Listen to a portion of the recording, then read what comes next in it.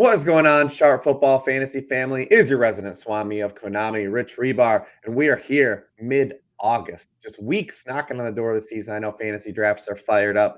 As a reminder, you can go to sharpfootballanalysis.com and get the draft guide that myself and Raymond Summerlin have been cranking on. You can also get the 2024 football preview book written by the team over there and Warren Sharp. You can use promo code GETSHARP to get 50% off of either of those things right now. With the housekeeping out of the way, let's bring in our guest here. It is JJ Zachariason, good friend in the industry. And as you guys know, every year we do kind of like this home and home podcast, or we do our top buys and our top avoids. Last week, if you go to the late round podcast, me and JJ did our avoids. We talked about a bunch of guys who got elevated through a bunch of injuries after we did that show. So we'll see who we could jinx today, JJ. What's going on this morning, brother? Yeah, not much, man. You know, we recorded that show before we went to the Fantasy Football Expo, and we, of course, talked about Josh Jacobs and David Montgomery, and then Jahmyr Gibbs gets banged up, Marshawn Lloyd gets banged up, and naturally, those guys were, like you said, elevated a little bit. But, things are good, man. I'm excited to chat some ball with you.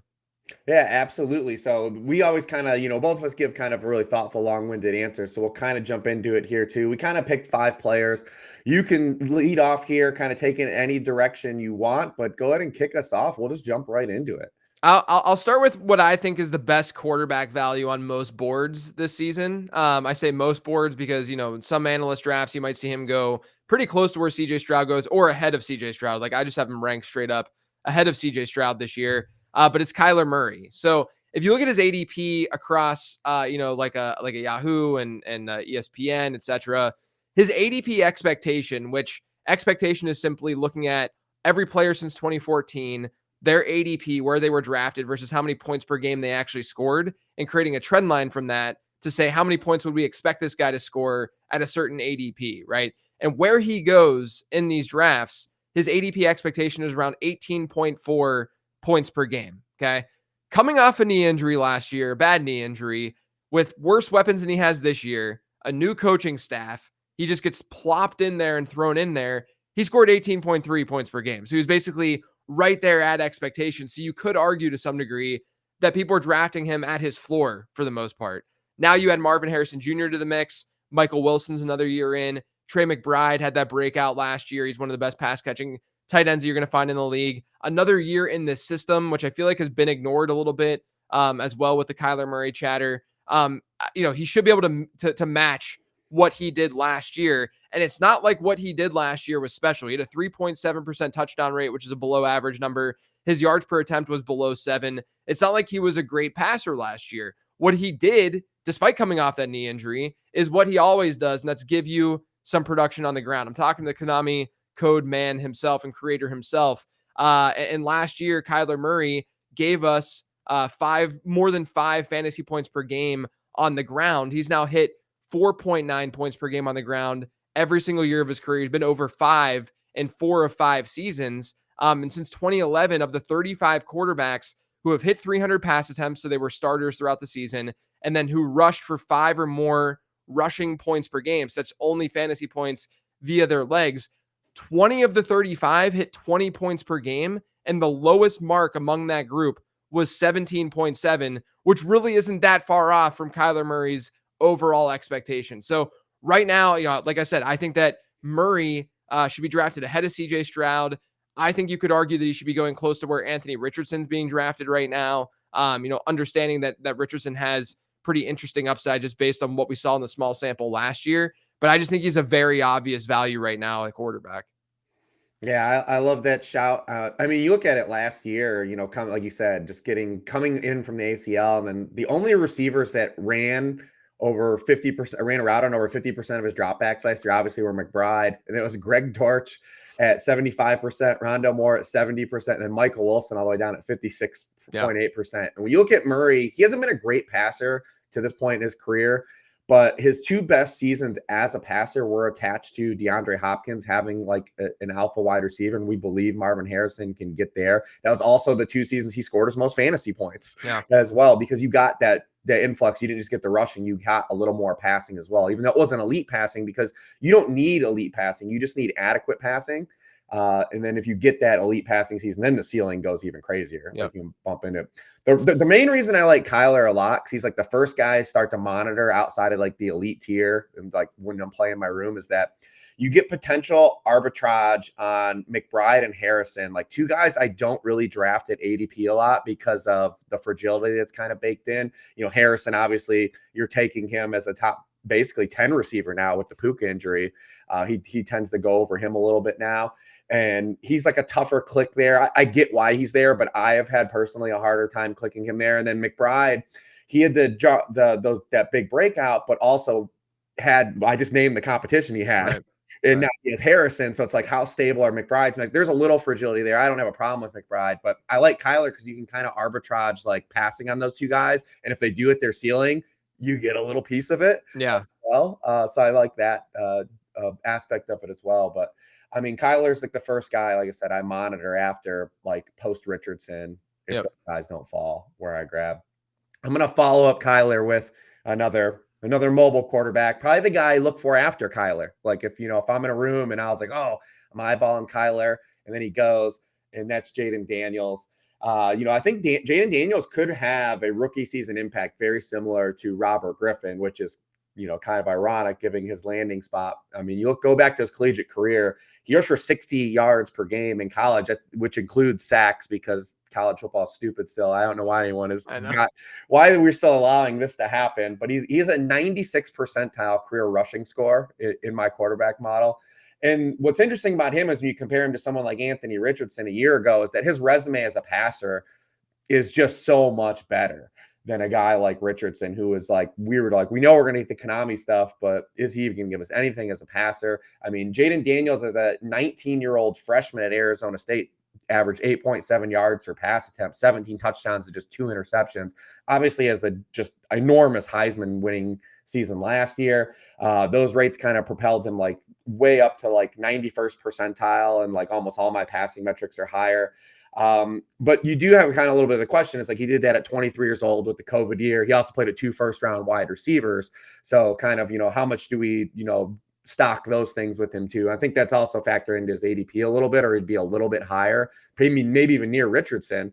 And then you get to talk about his offense. He's going to work on Cliff Kingsbury. We just talked about Kyler Murray. Kyler Murray entered the NFL playing with Cliff Kingsbury, and he was the QB8 in overall scoring, or QB12 in points per game with Cliff Kingsbury as a rookie. And you can make the case that Daniels has even a higher floor of rushing than Kyler did. Right. Kyler ran 93 times that rookie season. I mean, we could see Jayden Daniels easily push, 100-plus rush attempts in this offense, especially with the extra game than Kyler had at that time. And then as a passer, Kyler was throwing to a 36-year-old Larry Fitzgerald as his lead wide receiver.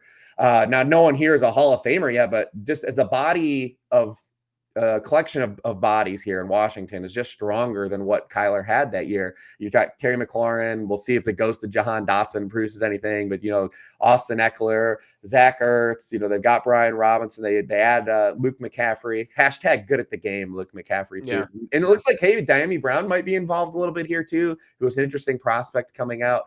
And, Kingsbury takes a lot of flack for his head coaching stint in the NFL, but his offenses regularly were successful for fantasy football, which is all we care about. We know that they're going to play fast. From 2019 to 2022 under Cliff Kingsbury, the Arizona Cardinals ran a league-high 1,491 no-huddle plays. The next closest team was at 865. Plus 600 play difference. They were second fastest offense and second per play under Cliff Kingsbury. They're going to run a ton of plays. So if we just get him to acclimate as a moderate passer, his overall play volume and rushing acumen alone could be enough to make him a guy that really kind of breaks the bank in fantasy football. Yeah, if you look at rookie quarterbacks over the last decade, so this wouldn't include RG3. I was looking more at like ADP, and my ADP stuff goes back to 2014.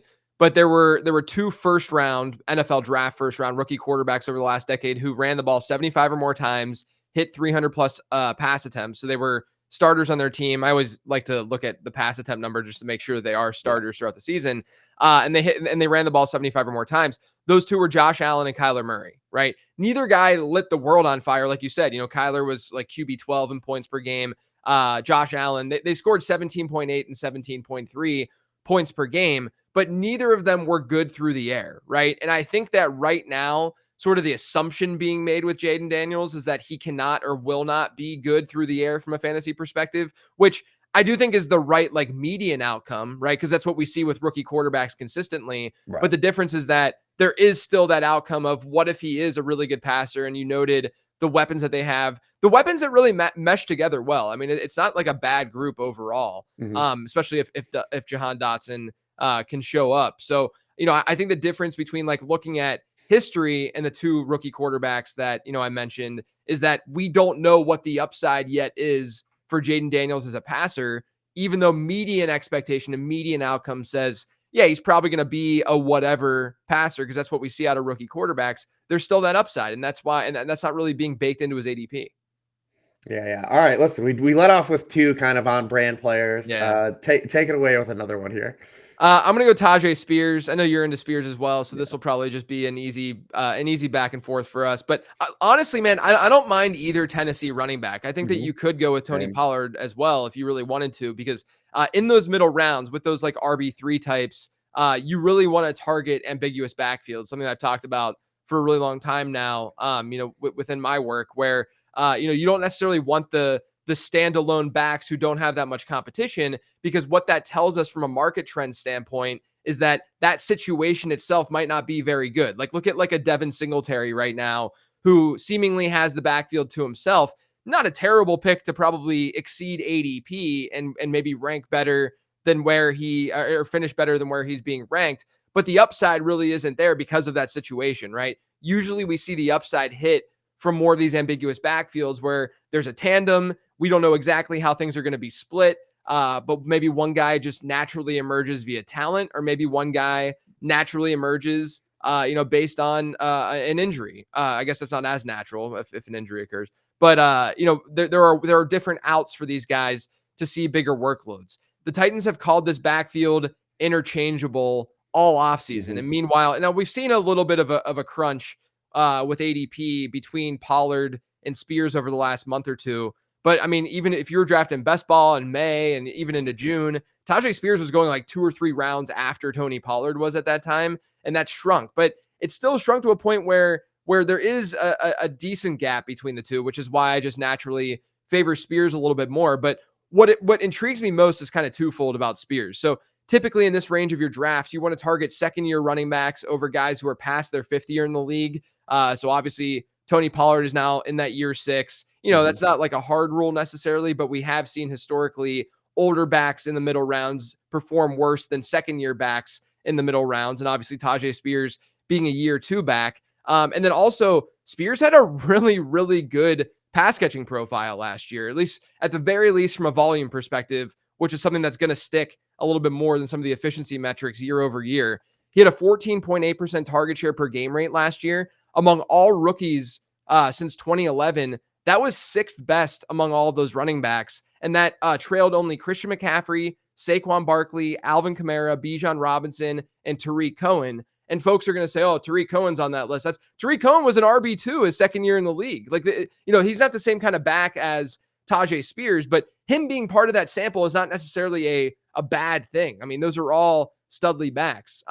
Tennessee's done everything this offseason to improve that passing attack. They grab Calvin Ridley. They get Tyler Boyd. They hire Brian Callahan, who historically has been a pass-heavy coach and pass-friendly coach, even when Joe Burrow's either been out and missed time, or year 1 where he didn't have Joe Burrow. The Bengals were still well above average in neutral script pass rates. So, I think that Tyjae Spears profiles to be a more sort of electric pass catcher out of the backfield, even though Tony Pollard can play that role as well. But then he has the contingent upside of maybe talent emerging. That's always a possibility. I don't know if that's necessarily going to be the case, but he at least has some sort of stable floor with the ceiling of an injury to Tony Pollard, which could catapult Spears into that like mid to high end RB2 range, maybe even low end RB1 if things really hit for this Tennessee offense this year, which I think Tennessee's a really good offense to place bets on versus cost right now too, just based on everything that I just said. So I'm very much into this backfield, and I do prefer Spears to Pollard based on cost and such. But if you want to go with Tony Pollard as well, I think that's fine.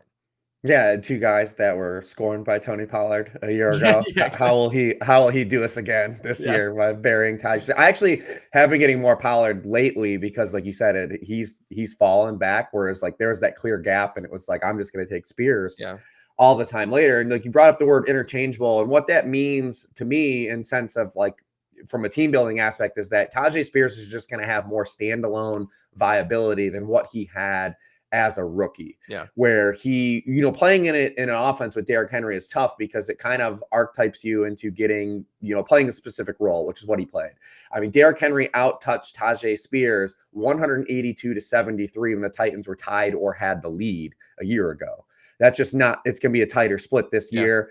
The Titans only ran the ball 28% of the time when Spears was on the field last year. Like that's going to be a lot more. That's going to just skyrocket up this year. It's like you said, it's going to be more. So you're talking about him. He's going to have standalone value more built in to a degree he had as a rookie.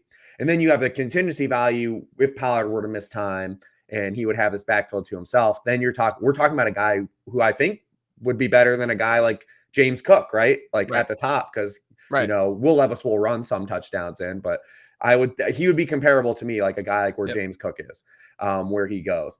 And then when you talk about like ADP, like where that is, and that just looks a lot more appealing to me than like you brought up a Devin Singletary. And then I think the pro side is I think he's going to have more standalone value than a guy like Chase Brown, who I think would fit that same mold from a contingency value. Where like if Zach Moss were to be out, Chase Brown goes through the moon. But I do question what Chase Brown's like standalone value weekly is going to be. Whereas I believe like Spears is just going to be like a weekly flex guy. And then if Pollard were to miss time, you're looking at, like I said, a James Cook level player. Yeah, I mean, look, when we're talking flex at running back, there's not a big difference from a production standpoint, between like a standard RB2 and a standard RB3. And so while we are taking admittedly, we're taking somewhat of a hit when we say, you know, you could go draft a Zamir White, let's say, right? Who I think Tyjae Spears is the better pick straight up than Zamir White, mostly because I'm thinking about that range of outcome. There is no real contingent upside for Zamir White to then become this like locked in RB1. The real upside for him would be, do you think the Raiders are going to be a top half offense? And the answer to that is probably no, right? Whereas with Tyjae Spears, the Titans could still be not that great offensively, and he can still hit based on all the factors that we're talking about. And so, yeah, from a medium projection standpoint, a guy like Devin Singletary, a guy like Zamir White, those kinds of players can absolutely outscore Tyjae Spears. They would be projected to outscore Tyjae Spears, but we're thinking more in terms of range of outcomes here, which is why a guy like Spears is just more intriguing as an actual pick. Yeah, in Titans, you know, the transition to Brian Callahan, they run a ton of 11 personnel. We're going to get natural light boxes just dictated by personnel. And then the left side of this offensive line actually could end up being pretty good. Obviously, they add Lloyd Cushenberry. Skronsky was a good rookie, like the only good offensive lineman they had last year. And then we'll see what J.C. Latham does. Obviously, a rookie tackle could have some lumps, but there's a chance this left side of this offensive line could be pretty positive for sure. I'm gonna roll into a guy that has a little bit higher ADP, and that's Isiah Pacheco. Pacheco, you know, one of the late round draft guides. If you're someone buying that late round rookie draft guide, Isiah Pacheco was highlighted in your rookie drafts by JJ. So a lot of gamers may have him on their dynasty leagues. He's been a mixed bag as like a runner in the NFL. I like it. He runs like a kid that just like he just gave like a bunch of sugar. He's just gonna like run through the walls. Like is he unique running style? I think Ben Gritch one time was like, you know, people say like they look effortless when they run, or like they do the minimal amount of movement. Pacheco's the opposite. He's like he's like the opposite of Vince Young. Vince Young was just the gliding, and Pacheco looks like he just got the invincibility star in Mario. But we're talking about a 7th round pick that already has over 2,000 total yards and 14 touchdowns through 2 years. Like this is a guy that's been like a genuine hit. And even last year with the Chiefs kind of having their offensive struggles that they had last year in the context of Chiefs world with Patrick Mahomes, you know, they still ranked 7th in red zone possessions. They were still 2nd in goal to go plays. As a byproduct, Isiah Pacheco last year sharing work, he was 6th among all running backs in expected red zone points last year. Now we're catching him in a year where they only really retained Clyde Edwards-Helaire as a threat to him. Maybe they scoop up Jerick McKinnon in the 11th hour, like they've seemingly done like every offseason. But right now it stands like Isiah Pacheco is going to get a huge 3-down workload. And Andy Reid has endorsed that. They asked who was going to take over Jerick McKinnon's role in the pass game, and Andy Reid outright didn't even hedge. And he said it's going to be Isiah Pacheco. And if we're talking about an Andy Reid running back that's just going to be a 3-down player, I'm going to bet on the base rate of those guys. Yeah. You look at last year, Pacheco, after running a route on 20.4% of his team dropbacks as a rookie, he went up to 37.3% last year. When McKinnon, the 5 games McKinnon missed, he ran a route on 47.5% of the team dropbacks. That rate would have been RB13 over the course of the season last year. In the 10 games of his career, he's run a route on over 40% of the dropbacks. He's averaged 15.3 PPR points per game. Last year, in the games where he played 70% or more of the snaps, he finishes the RB4, the RB8, and the RB2 in weekly scoring. And I brought up the Andy Reid point because anytime he's used a running back as a 3-down player, that guy has just been an enormous hit for fantasy purposes. There have been 72 games with Andy Reid as the coach of the Kansas City Chiefs where running backs had a 70% snap share. In those games, they've averaged 18.9 PPR points per game. And we're not talking about just Jamal Charles and Kareem Hunt. Right. We're talking Charkandrick West, Spencer Ware, Nile Davis, Damian Williams, Darrell Williams. Like, these are all dudes. Yeah. These are all just dudes. So if we're going to get a guy like Isiah Pacheco, who definitely has steamed up draft boards recently, especially now that, we've got this Jahmyr Gibbs kind of, banged up. But I still think if you can get Pacheco at like the 2-3 turn, especially if you've taken CeeDee Lamb or Tyreek Hill, like he fits those builds just so enormously that I'm still willing to take him even with this real rise in ADP. Yeah, man, 12% target share per game rate across his final 9 regular season games last year, dipped below 10% only twice. And that was, largely without as much competition. Like you said, they didn't do much to add to that backfield. I know that people keep wanting to make Deneric Prince and all these different guys a thing, but they don't profile the same way that number one Pacheco did as a prospect. There were signs in his profile of him being an okay enough receiver while being a better than what people thought rusher. That Rutgers offensive line was just horrendous. I mean, it was brutal. That was a huge reason why, his numbers looked the way they did, but all of his market share and his backfield share numbers looked really, really strong. And those are the predictive things. And now we've seen a couple year sample on him, and he's been a very, very solid back. He was a complete bell cow down the stretch. So yeah, I'm with you. I think that he belongs. Like if you look on in like a best ball environment, best ball draft and stuff, you'll see like Derrick Henry and Kyren Williams going well ahead of Pacheco, but I think he belongs in their tier. Mm-hmm. Like I don't think there's really that big of a delta between those guys to Pacheco. In fact, you could argue that there's more downside for those two guys than there is a guy like Pacheco because his situation kind of lifts that floor, a little bit, especially if they don't do anything to add to that backfield with a pass catcher.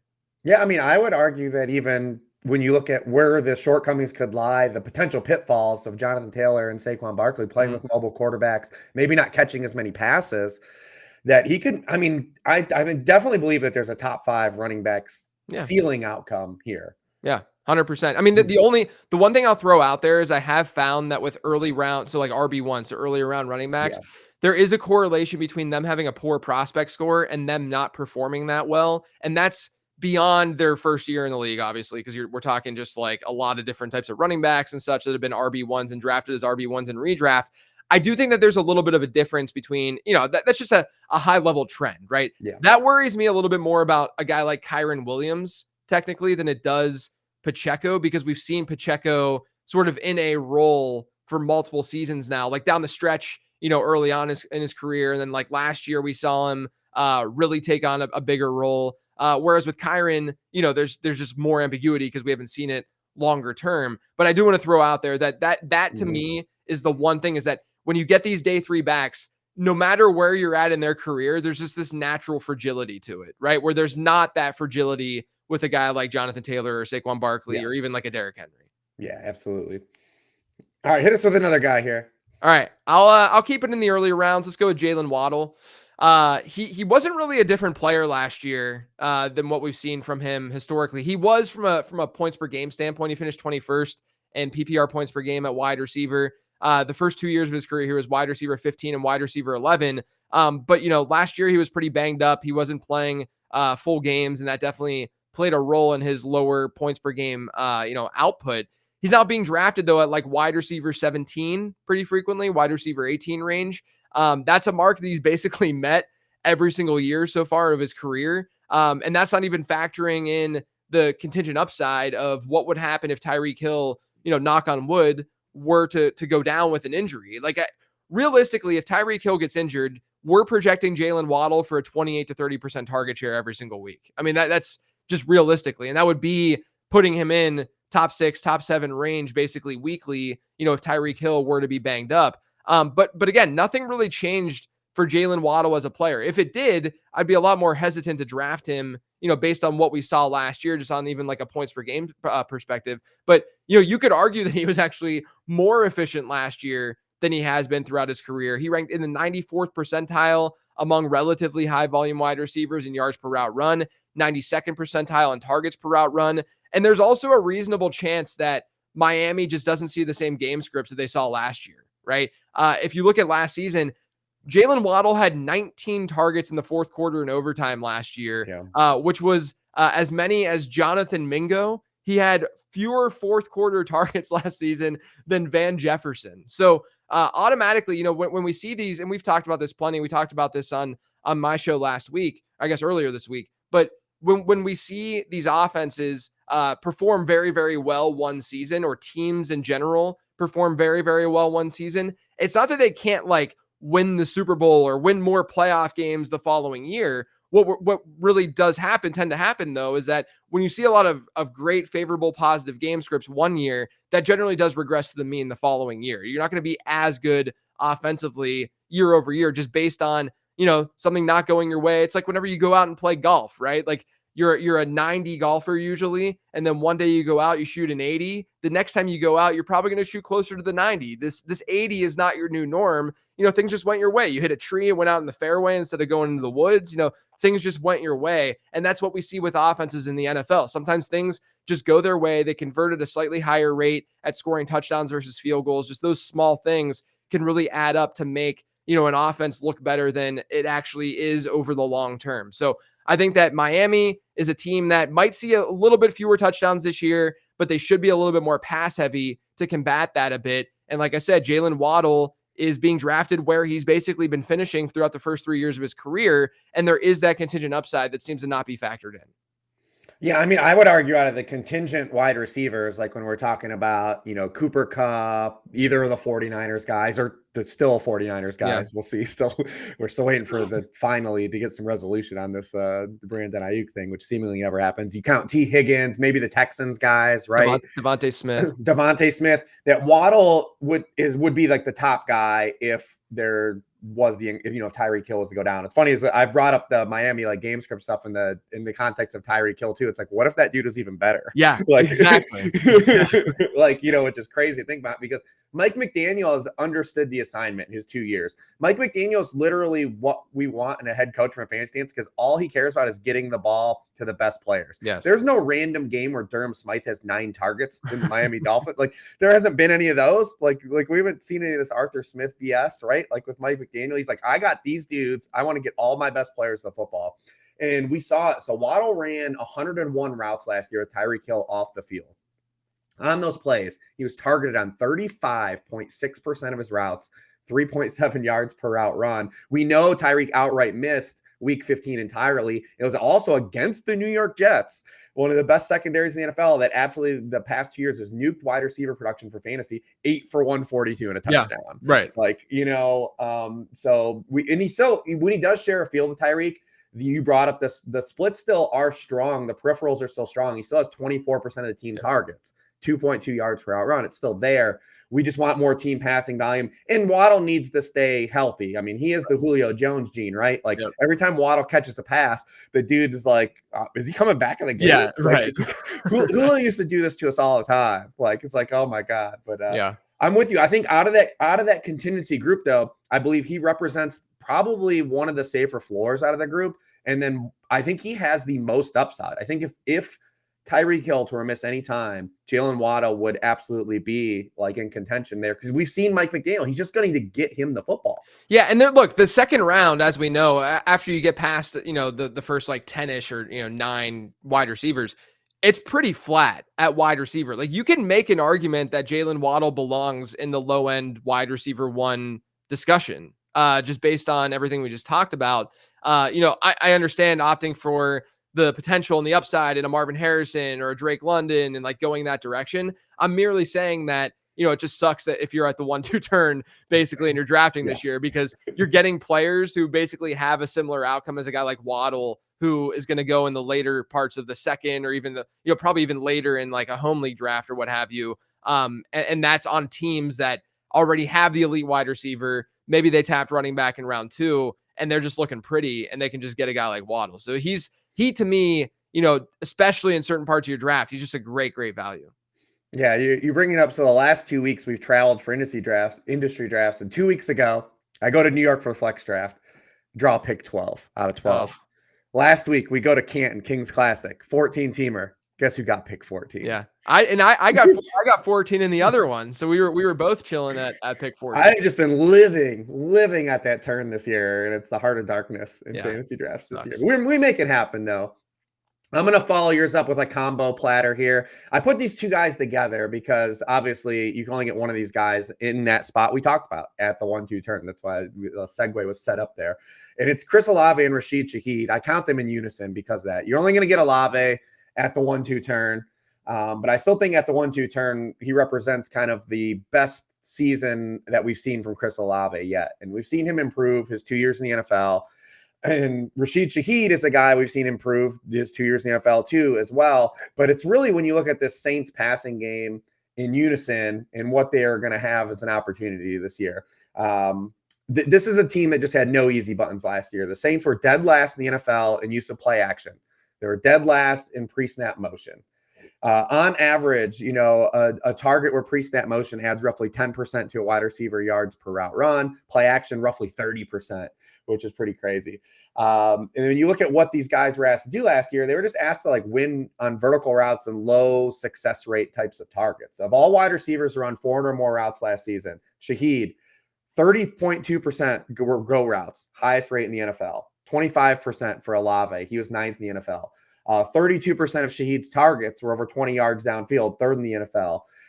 The only guys that ran as many routes that had a higher rate of deep targets than Chris Olave last year were Mike Evans and DeAndre Hopkins. They just didn't have any free squares. And that matters for fantasy football. We love those fantasy targets that are rich in fantasy fat, those vertical targets, but we also need those fantasy smoothing targets too as well. We need those types of targets. And they just didn't, this offense didn't have any of those for the wide receivers.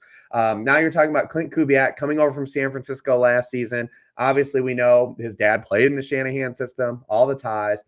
So you can't, even if we don't want to roll over San Francisco's rates, which they were 2nd in the NFL last year in use of pre-snap motion, they were 16th in play action rate. We do have a sample where Kubiak did call plays in the NFL. He was the offensive coordinator for the Vikings in 2021.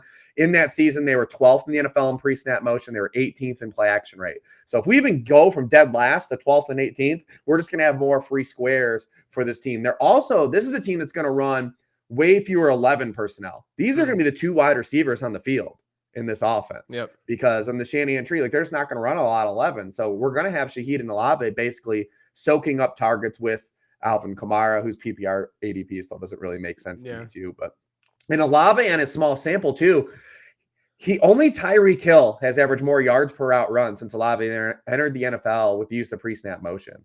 And again, his sample is significantly smaller because Tyreek, they run motion every play because the same system, right? Or an offshoot of this system. And then, so you might not get Olave at the 1-2 turn. So then you take Shaheed later as your bench wide receiver. And don't forget that Shaheed, because of what I brought up, also has contingency value. So if you don't end up with Olave and you end up with Shaheed and Olave misses a month of the season or something, you now have the number one receiver in his offense. So the 2 Saints wide receivers are 2 guys I think that I've been kind of glomming onto based on, because like I said, I pick at the 1-2 turn, it seems like all the time. And then Shaheed is like always my like cleanup guy. Yeah.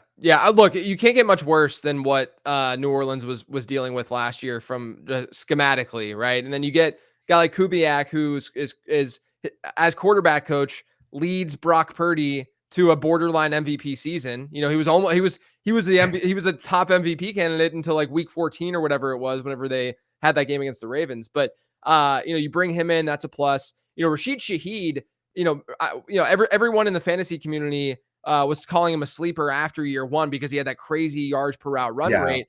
and he follows it up. That wasn't going to be sustainable. He didn't run many routes to get to that number. And obviously he's a big play guy, but even last year it was close-ish to that 1.7 mark, which in a bad offense is really not that unimpressive. Like, that's still an above average number.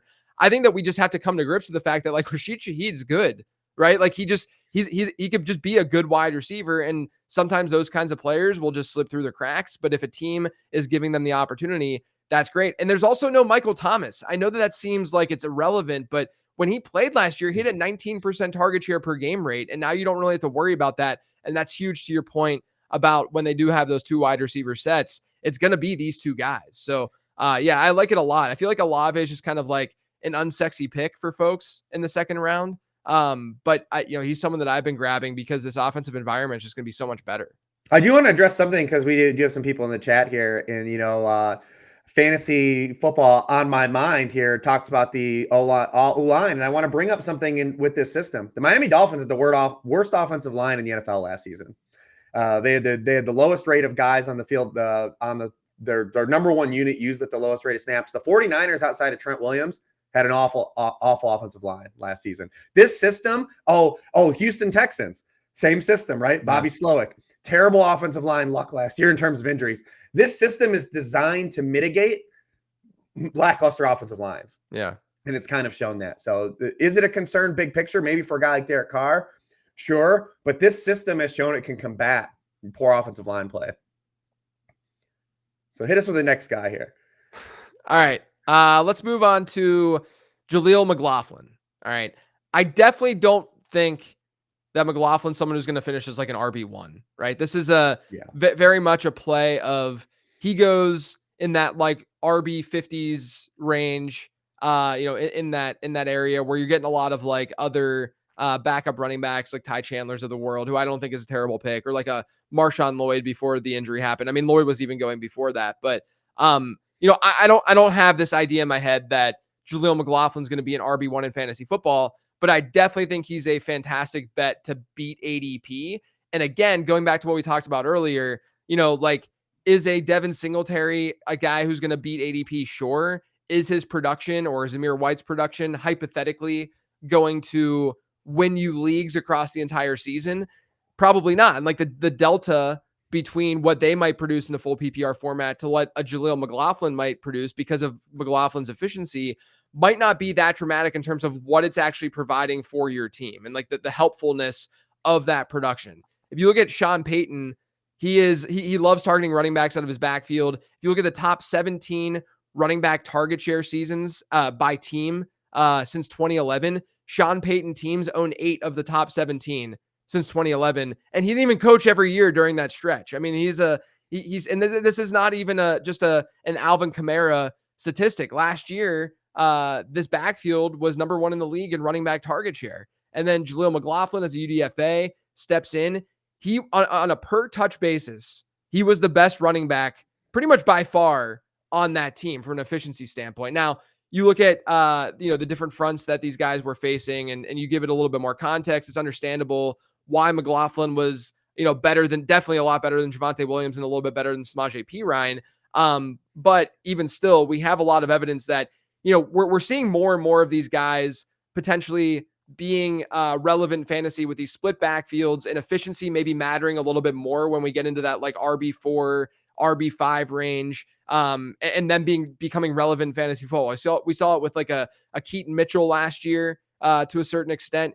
No, he's not going to be an RB1. We don't have to worry about him like biting you if you don't get him, because chances are he's not going to be a league winning type player. But efficiency is going to drive the running back position a little bit more in today's NFL than it did like 10 years ago, right? And so with McLaughlin, we're going to see that efficiency more than likely. Samaje Perine, I think this does hinge a little bit on him potentially getting cut. He did have about a 12% target share per game last year. They like to use him in those passing environments and situations and down and distances. So that's a little bit of a fear. But the other guy they have there is Audric Estime, who they drafted on day 3. He's much more of a threat to Javonte Williams than he is Jaleel McLaughlin from just an archetype and how they deploy these running back standpoint. I don't even actually mind Javonte Williams either. Like, I think Williams is fine to snag, where he goes, because people are really hesitant on Williams based on what happened to him last year. But if there's one guy in the backfield who projects to be a true 3-down back, it's definitely Javonte Williams. It's just that Jaleel McLaughlin goes a good bit later than him. He's going to give you some production. He's got a lot of juice too. He was top 10 in the league last year in yards per contact per attempt, or yards after contact per attempt. He gained 10 plus yards at the 5th best rate among 50 plus attempt running backs. I just think that he showed us last year he's a very talented running back. All signs point, based on camp reports and such, because I do think coach speak matters a little bit more at running back than it might at like wide receiver, because talent drives wide receiver a little bit more. Everything points to Jaleel McLaughlin being a Sean Payton favorite. Like he seems to, when they talk running back in his press conferences, he always finds a way to get McLaughlin's name out there, right?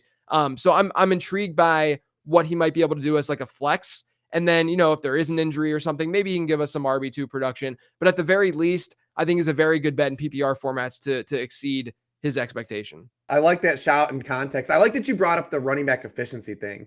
And, because, efficiency metrics aren't static. They're a little bit tricky to predict. But when you look at the way the running back landscape is starting to shape up, and I wrote about this in the RB Trends article that's on the website, the reduction in touches that running backs are seeing as a league-wide whole have made year-to-year efficiency matter a lot more, like you said, especially when you get in this range where the cost for these guys, or the projected amount of touches for players like where Jaleel McLaughlin's going, right? Or where he's going around like the Ray Davises of the world or the Tyrone Tracy's, right? Like you're looking, you need efficiency to kind of float those. Right. Last year was the first time that the league leader in rushing attempts had fewer than 300 since 1990. And we're talking 17-game season now, which is pretty crazy. We're just getting fewer running back touches as a whole. So you wanted a player that has some efficiency too, or at least in their range of outcomes has shown you he can be an efficient player, right? Yeah. Like that's definitely what you're looking for. What's funny is I wasn't getting a lot of McLaughlin because I thought of Tyrone Tracy as like an arbitrage on him, and get your ankle right, sweet prince, Tyrone Tracy. Yeah. Hopefully we dodged a major bullet there. But yeah, the Denver backfield, I haven't drafted Javonte Williams at all, and I get it. I want to root for Javonte Williams, but we're talking about a guy that is going to be in a backfield by committee. We've seen the Saints do this forever. We've seen the Denver Broncos year one do this with Sean Payton. Like, we're talking about a guy that's coming. He still had a major career injury, probably will share work, and this regime doesn't have a lot of ties to him. Oh, and this offense might not be that great. So I've had a tough time taking Williams. I've just been taking the other Broncos. We do need Piron probably to be out of the way. We'll see what kind of shakes out there as well. Yeah, I was having a conversation. I think it was with Scott Connor at the Expo this past weekend. I was like, yeah, I've been drafting a decent amount of Tyjae Spears, and he was like, well, why draft Tyjae Spears when you can get like Austin Eckler a little bit later? And I was like, well, why draft Austin Eckler when you can just get Jaleel McLaughlin a little bit later, right? Like, this is definitely an archetype that you can arbitrage 100%, right? Like I think everyone has their favorite flavor. Right. I do think though that we know that efficiency metrics are not the most stable year over year, but there are going to always be players that are well above average in those metrics, to some degree year over year. And the way and the situations that they're going to place McLaughlin in and the way they're going to use him more than likely will lead to naturally a little bit better efficiency overall. And the one thing I will say, I generally avoid backfields like this because there's a lot of evidence that suggests that rookie quarterbacks, the running backs on those teams with rookie quarterbacks, the running backs don't give you league winning seasons very frequently whatsoever. I just think it's a little bit different in Denver because of how Sean Payton uses his running backs. Like we know there's going to be some production there based on how he uses them specifically as receivers. Not only that, but Denver also is a team that's going to face some regression this year in how they score touchdowns. They were really high in pass to rush touchdown ratio last year.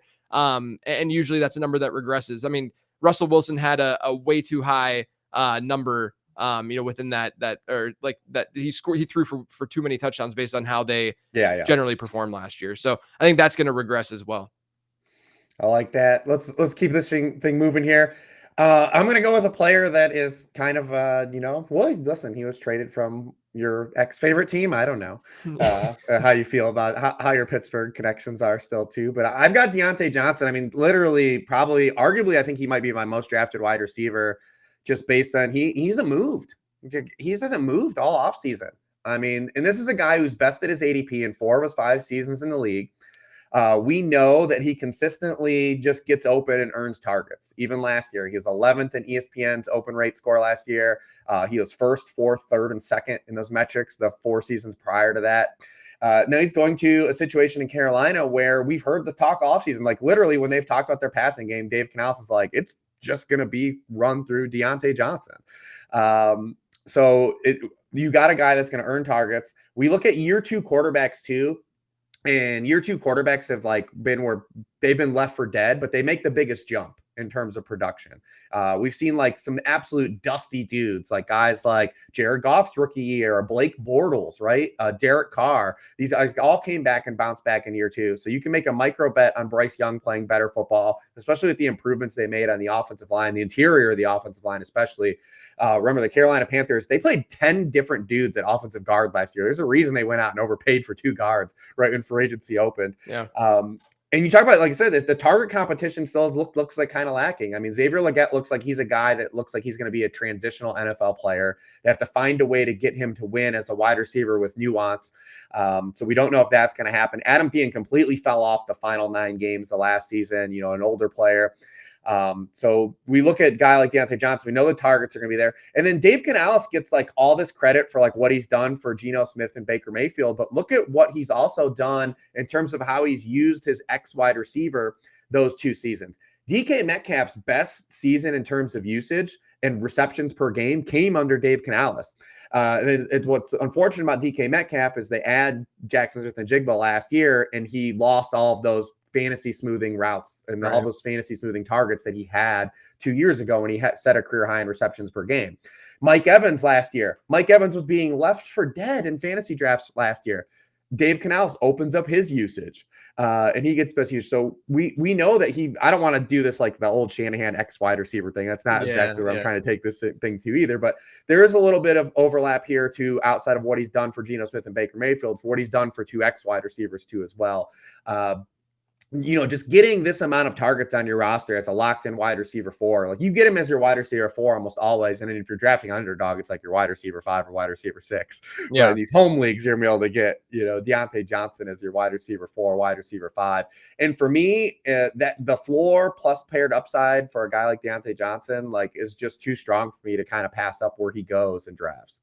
Yeah, I like the call out a lot, and he's someone that has gradually just risen in my rankings basically every single week. Part of that is because there's been other injuries and stuff going on throughout the league and whatnot. But you look at last year, he had a 1.97 yards per route run rate. That was the best of his career, and that was with absolute junk at the quarterback position for Pittsburgh. Right? What changed last year? They used him downfield. 32% of his targets were on 15+ air yard throws. That number has been in the teens throughout his career, right? They finally used him down the field, which that's kind of the way that he looked as a prospect. That's how a lot of people thought he was going to be used as more of a down the field target, because he can do that in the NFL, but he's been using this low A dot role throughout his entire career. Even that could change a little bit, here this year. And that's pretty intriguing. So yeah, I'm in on Diontae Johnson as well. And look, he's someone that the fantasy community just naturally doesn't really like that much, because they look at things like yards per target and they think that that's going to be indicative of the kind of receiver that we're looking at. And there's really more to a guy like Diontae. Yeah, I think of context receivers he goes after. On your show, I brought up Michael Pittman Jr., and I just think that you're looking at a similar, probably an opportunity where he could have maybe 20 to 30 more targets than a guy like Michael Pittman and still have similar depth of target stuff. Christian Kirk is a guy that goes ahead of him. We don't know if he's even going to be for sure his lead wide receiver in targets. Also, Christian Kirk has one fantasy season in the top 30 in PPR points per game, and it also coincides with an outlier in touchdown production for his career. He goes after him. It's just, there's so many guys. I look at Diontae Johnson, I'm like, he could be either arbitrage on this player or just outright a better player than him too. So it's yeah, I just don't know. He hasn't moved. And I get it. We talk about these offenses that get left for dead because we watch the Panthers, right? Yeah. And everyone's like, I'm not drafting anybody attached to that offense. Yeah. It's going to be completely different. You brought up the Titans earlier as an offense. We brought up the Saints already on this podcast. Like these are offenses that I'm just generally higher on the market in totality because people are saying what happened last year is what's going to happen this year. Right. And if you hit on those offenses, you're gonna win. I mean, that's what it comes down to. If you can find those offenses in fantasy football every year, it's like Green Bay last year. Like if you found Green Bay and realized, or Washington to some degree even, they just dispersed their targets around annoyingly. And but Sam Howell was fine for most of the season, right? But yeah, I mean, there's definitely offenses that end up outperforming expectation. If you're getting guys from those offenses, that's a good thing. All right, we've talked about a mixed bag of players here so far. I know you've got a good player left to talk about, so hit us here. I got a good player. It's Mark Andrews. I feel like people look at last year, they just think that like Andrews was bad or something. He had a 23% target share per game. That was a little bit lower than what we've typically seen from him and what we've come to expect. But he was also banged up throughout the season. I mean, that's definitely playing a role in that number. His yards per route run nearly identical. I'm talking like by 0.01 yards from 2022 to 2023.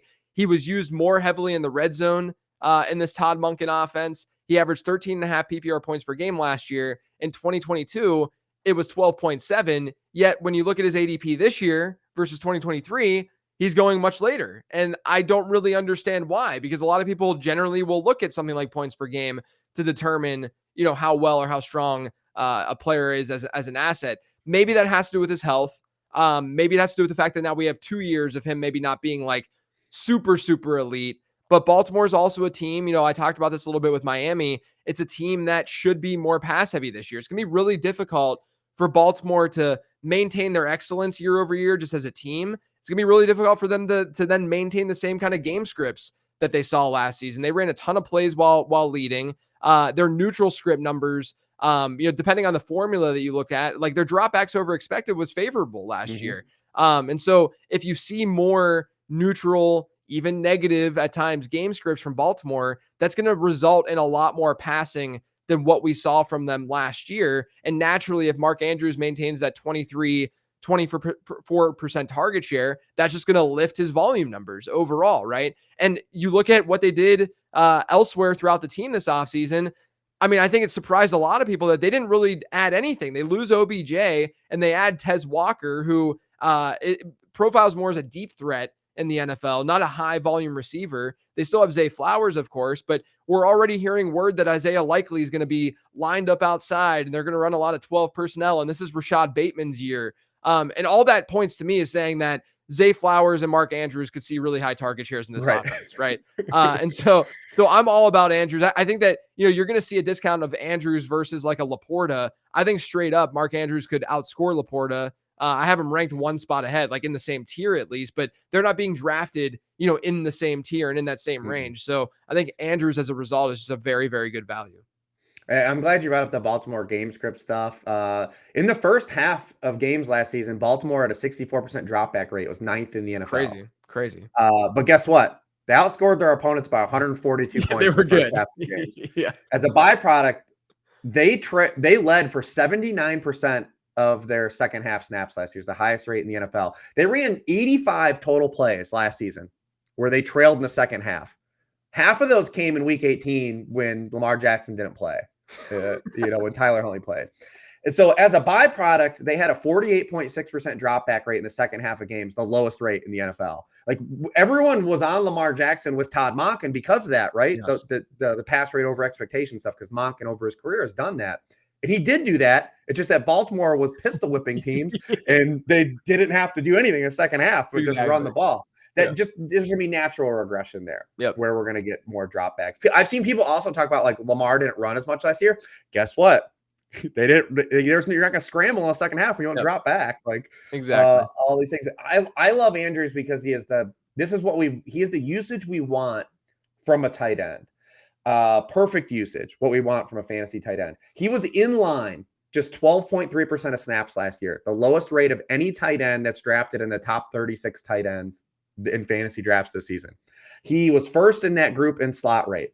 He was also targeted on 46.5% of his routes run from the slot, by far the highest rate at the position.